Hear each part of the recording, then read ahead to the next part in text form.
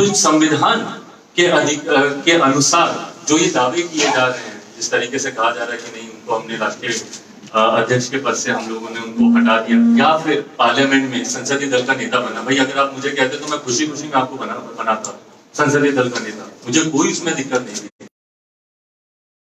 की भूमिका बढ़ चढ़कर निभाएं। मैं चाहता हूं कि सदन में ज्यादा से ज्यादा हर एक विषय पर पापा ने जिस तरीके से विश्वास करके, जिस तरीके से संसदीय बोर्ड ने मुझ पर विश्वास रख के मुझे संसदीय दल का नेता बनाया था, मुझे खुशी है कि हर उस मुद्दे पर धारा 370 की बात हो, ट्रिपल तलाक की बात हो, जितने भी राम मंदिर की बात हो, जितने भी ऐसे मुद्दे हैं, निरंतर मजबूती से मैं सदन में अपनी बातों को मैं रखता रहा। मैं चाहूंगा कि भविष्य में भी ये रहे। बहरहाल पर जिस तरीके से उनको लीडर संविधान इस बात की इजाजत से राष्ट्रीय अध्यक्ष या संसदीय बोर्ड के पास है, वहां पर मौजूदा जो सिटिंग मेंबर ऑफ पार्लियामेंट है वो आपस में इस बात का निर्णय नहीं ले सकते। ये पार्टी का संविधान कहता है। बहरहाल इसमें बहुत ज्यादा डिटेल में नहीं जाते हुए, क्योंकि संभवतः आने वाले दिनों में शायद एक लंबी कानूनी लड़ाई भी हम लोग को लड़नी पड़े, वहां पर हम लोग इस बात को मजबूती से हम लोग रखेंगे। पर आज आप लोग की जानकारी में सिर्फ मैं इन बातों को देना चाह रहा हूँ कि जिस तरीके से पोर्ट्रे किया जा रहा है, मैं सामने इसलिए नहीं आ रहा था या अपनी बातों को, क्योंकि आज हम लोग दिन भर एक लंबे समय तक हम लोगों ने लीगल ओपिनियंस क्या क्या इसमें कॉन्स्टिट्यूशन के आधार पर क्या क्या चीजें हैं, सुबह से लंबे समय से हम लोग की बैठकें चल रही थी, तमाम जानकारियों को हम लोग एक दूसरे के साथ हम लोग साझा कर रहे थे। और ईमानदारी की बात है, मैं चाहता नहीं था कि ये मसला इस तरीके से बढ़े। जैसा मैंने कहा कि मेरा हमेशा प्रयास रहा कि अगर परिवार की बात है और पार्टी भी मेरा परिवार है, अगर इसको हम लोग बंद कमरे में अगर आपस में बैठकर अगर हम लोग इसको सुलझा पाते, जब मेरे पास कोई और विकल्प बचा नहीं, तो इसीलिए आप सबके समक्ष आकर मुझे इन बातों को रखना मेरे लिए जरूरी था। क्योंकि बार बार मैं देख रहा था, कुछ चैनल्स पे चल रहा था कि इनको राष्ट्रीय अध्यक्ष के पद से हटाया जा चुका है।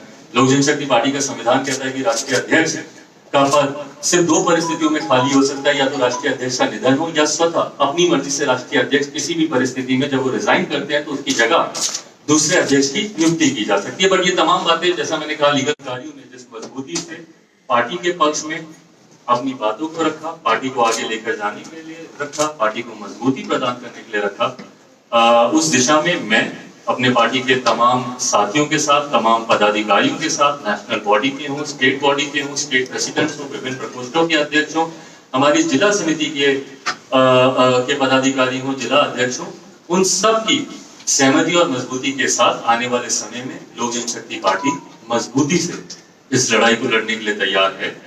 पार्टी पापा ने पूरे विश्वास, भरोसे और मेहनत के साथ उन्होंने बनाई। विश्वास इस बात का कि इस पार्टी के माध्यम से जिस तरीके से वो गरीबों की, पिछड़ों की लड़ाई लड़ना चाहते हैं, समाज में कई ऐसे तत्व हैं जो निरंतर आपको बांटने का काम करते हैं, और ये पहली बार नहीं हो रहा है। इतिहास गवाह है, कई बार ऐसा प्रयास किया गया है। और इसमें मैं बोलूंगा, बांटने की जब मैं बात कर रहा हूँ तो मैं जनता दल यूनाइटेड के ही लोगों की मैं खासतौर पर बात कर रहा हूँ। दलित महादलित करने का भी काम उन्हीं लोगों ने किया है, और निरंतर ये देखा गया, ये प्रयास किया जाता है उनके द्वारा। जब भी कोई एक दलित आगे बढ़ना चाहता है तो उसी में ही ये लोग विभाजन करने का काम करते हैं कि भाई इनको आपस में ही फूट डाल दो, आपस में बांट दो, ताकि ये लोग आगे ही ना बढ़ पाए।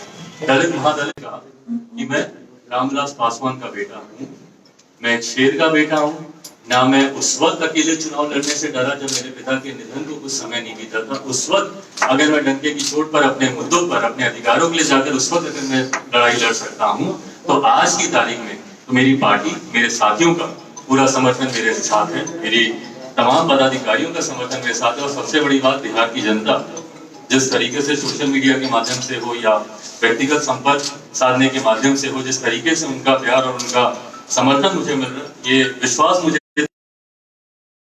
को बनाया था, उसी सोच के साथ लोक जनशक्ति पार्टी आने वाले दिनों में मजबूती से आगे बढ़ेगी।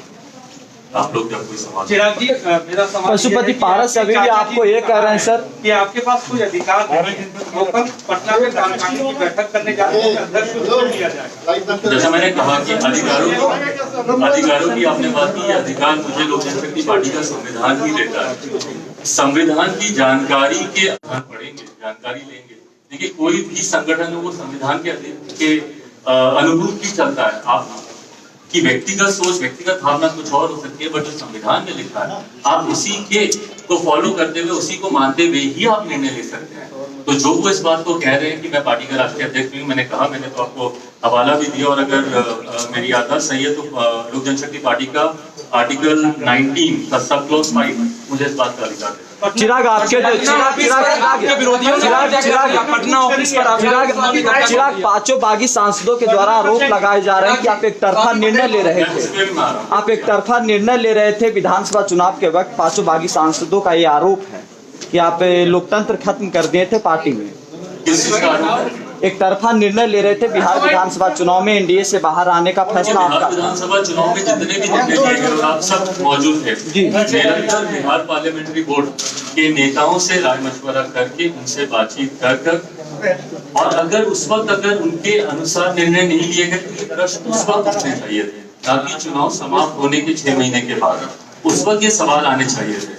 उस वक्त जो आपकी सहमति थी, उस वक्त आपको लगा कि शायद यही सही है, या जिस तरीके से पार्टी के तमाम पदाधिकारियों का, तमाम पार्टी के कैडर का जिस तरीके से उस वक्त उस निर्णय में उनका समर्थन था, तो अगर किसी को आपत्ति थी उस वक्त उनको आपत्ति रखनी चाहिए। कहा कि पिताजी का आपका निधन हो गया था इसलिए कोई कुछ नहीं बोल रहे थे। बैठक बुलाई गई है, आपको क्या लगता है कि वो वैध है? और उस कार्यकारिणी की बैठक में क्या आपके भी समर्थक है या सिर्फ उन्हीं के समर्थक है?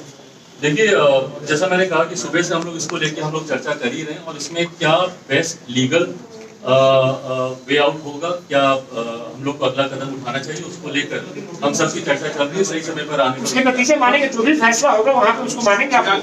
नहीं, उस फैसले को मानने का मेरे मानने का उसमें क्या उद्देश्य है? जैसा मैंने कहा कि वो अथॉराइज ही नहीं है इस तरीके की बैठक को बुलाने के लिए, या इसमें लिए गए किसी भी फैसले को पार्टी के कॉन्स्टिट्यूशन के आधार पर चलना जरूरी है, अनिवार्य है। जैसा मैंने कहा कि उन्होंने अपनी जानकारी के हिसाब से लोकसभा अध्यक्ष ओम बिरला जी को भी उन्होंने एक पत्र लिख दिया, बट पार्टी का कॉन्स्टिट्यूशन, लोक जनशक्ति पार्टी का संविधान क्या कहता है, उसी के अनुसार, उसी के अनुरूप आप निर्णय लेंगे ना, उससे अलग हटके आप निर्णय नहीं ले सकते। अगर ये वीडियो पसंद आई और वह बिहार के राजनीति और बिहारियत से सरोकार रखेनी तो सब्सक्राइब बटन दबा के चैनल के सब्सक्राइब कर ली। ओजे एगो घंटी बा, ओकरा बटन दबा देला से कुल सटीक और मारक खबर रुआ मुफ्त में मिल जाई। अगर रुआ पत्रकारिता के हमनी के नया प्रयोग में सहयोग कर चाहतानी तो ज्वाइन बटन दबा दी। पेटीएम नंबर नोट कर ली 9386816700। धन्यवाद।